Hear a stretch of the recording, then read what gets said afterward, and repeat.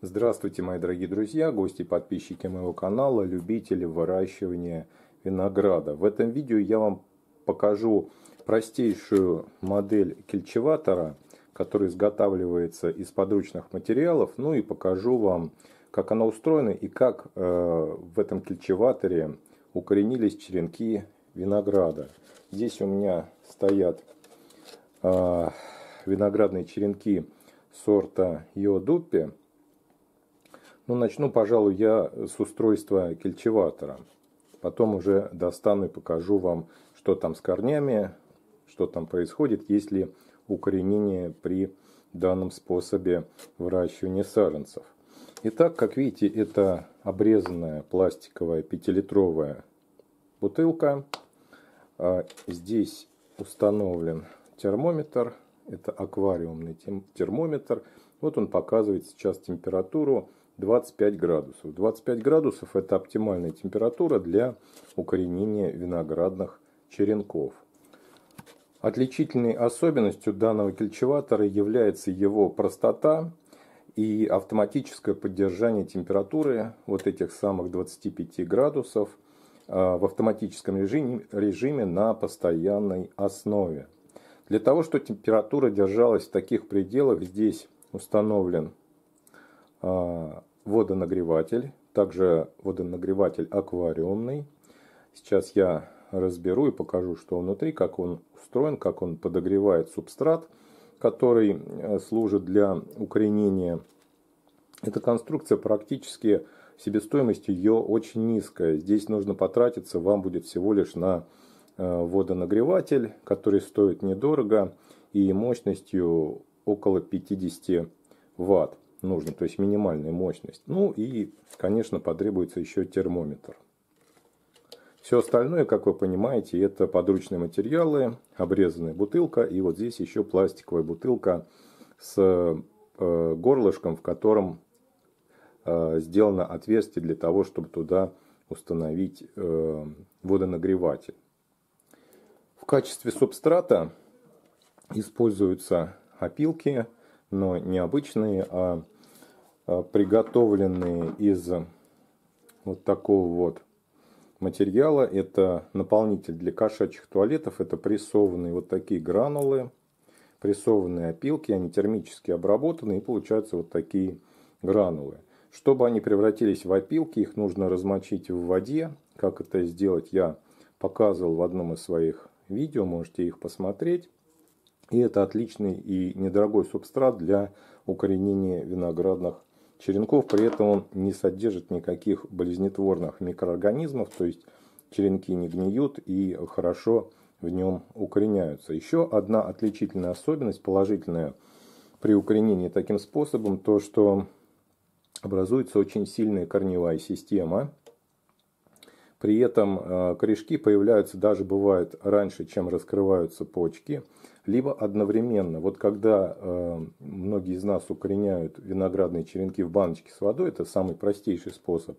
Там очень часто сначала раскрывается почка, отрастают достаточно длинные побеги, и лишь потом появляются корешки. При этом корневая система не очень сильная. Вот при таком способе укоренения, как правило, корневая система даже немножко обгоняет раскрытие почек, бывает. Вот здесь вот видно, что, допустим, на этом черенке почка еще пока не раскрылась, она набухла. Посмотрим, есть ли корни. Итак, сначала я извлеку вот эту вот центральную бутыль, покажу вам, что она из себя представляет. Вот смотрите. Это литровая бутылка от молока. И здесь в горловине, в крышке, сделано отверстие и опущен водонагреватель. Здесь имеется на нем автоматическая регулировка температуры. Вот выставлена примерно на 27 градусов. Вставляется в сеть, подключается к сети. И в этой емкости постоянно поддерживается такая температура, что очень важно для укоренения, является чуть ли не одним из самых главных условий для хорошего укоренения виноградных черенков. Ну, давайте посмотрим. Возьму сейчас вот этот вот череночек. Чуть-чуть вот так их разрыхлю, потому что чувствуется, что там есть корешки уже. Чтобы их не оборвать. Вот так чуть-чуть их подрыхлю. Ну, давайте посмотрим. Вот. Вот такая вот корневая система. Хорошо развитая. Подчеркну, что таким способом корешки сильные, мощные, в отличие от укоренения в баночке с водой. В общем, результаты, как правило, получаются очень хорошие. Здесь вот многие, может быть, скажут, кто давно занимается выращиванием, что корневая уже переросла. Да, действительно, с такими корешками немного сложнее будет посадить в емкость, потому что, ну да, они уже мощные, переросли, и эти черенки надо было доставать из этого укоренителя, ну, где-нибудь еще, может быть, дня 2-3 назад, потому что корни растут очень быстро, развитие происходит стремительно. Вот смотрите, тоже хорошая корневая система. Это не самая мощная, но тем не менее достаточно для того, чтобы этот черенок превратился в хороший, сильный саженец. Ну и вот развитие, соответственно, почки, уже побег появляется. Самое время посадить в отдельную емкость. Есть черенки, вот смотрите, видите, почечка осталась еще не раскрытой, но в одном из своих видео я рассказывал, как в таких случаях поступать и как помочь почке раскрыться. То есть, в принципе, здесь корневая система хорошая, но закрыта почка. Это можно исправить в большинстве случаев. Ну вот, кстати, вот здесь вот смотрите, не очень хорошо развита корневая система, но тем не менее этот черенок уже можно пересадить в отдельную емкость. Вот почка, которая набухла, но пока еще не раскрылась. Вот тоже хороший черенок, уже укоренившийся. Конечно, бывают и выпады. Вот многие спрашивают, а бывает такое, что не укореняются черенки? Ну, конечно, бывает. Этот процесс такой, нельзя полностью 100% гарантировать, что все черенки хорошо укоренятся. Бывает, что какой-то черенок развивается хорошая корневая система, но по какой-то причине не раскрывается почка. Бывает, раскрывается почка, но тяжело идут корни, плохо укореняются. Это тоже бывает проблема у многих сортов. Допустим, есть такой сорт винограда, как Байконур. У него достаточно, в силу его особенностей этого сорта, тяжело происходит укоренение, особенно в баночках с водой, плохо укореняется этот сорт. Но в опилках, в принципе, сорт укореняется хорошо. Давайте еще посмотрим. Ну вот, смотрите, тоже неплохая корневая, и почка только раскрылась, имеет такой вот сейчас вид. Давайте остальные тоже посмотрим. Вот, смотрите, какая хорошая корневая система.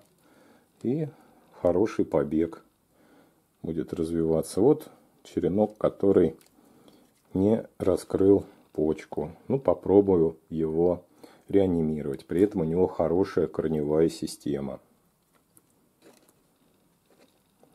Вот то же самое. Видите, почка задерживается, а корневая система уже развивается. В качестве емкостей для выращивания виноградных саженцев я не экономлю. Я использую вот такие 2-литровые емкости.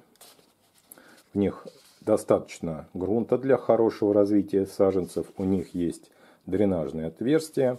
Ну, единственное, конечно, нужно вложиться в покупку таких емкостей. Вот такой вид имеет саженец винограда. Я его пересадил в емкость несколько дней назад. Хорошо развивается. В качестве субстрата я использую обычную покупную землю. Можно использовать землю для рассады, но единственное, нужно добавлять агроперлит, чтобы земля была рыхлой, вода не застаивалась и, соответственно, быстро проходила влага. Лишняя влага уходит через дренажное отверстие. Ну а агроперлит немножко задерживает, впитывает в себя воду, и растение ее получает равномерно, даже если вы забудете вовремя их полить. Хотя перелив, конечно, для виноградных саженцев достаточно опасное явление. Бывает, гибнет много саженцев. Много мне пишут часто, почему происходит гибель виноградных саженцев, пересаженных в емкость. Одна из самых частых причин – это залив растения водой, то есть переувлажнение. Поэтому нужен воздуха и водопроницаемый легкий субстрат для выращивания. Ну и, конечно, температура и досветка. Досветка в течение 12 часов в дневное время. Обязательно саженцы нужно досвечивать. На моем канале очень много видеороликов о выращивании саженцев винограда, об укоренении виноградных черенков. Вы можете посмотреть, там много интересной и полезной информации как для начинающих виноградарей, так и для виноградарей со стажем. Всем большое спасибо за просмотр. Хороших вам урожаев!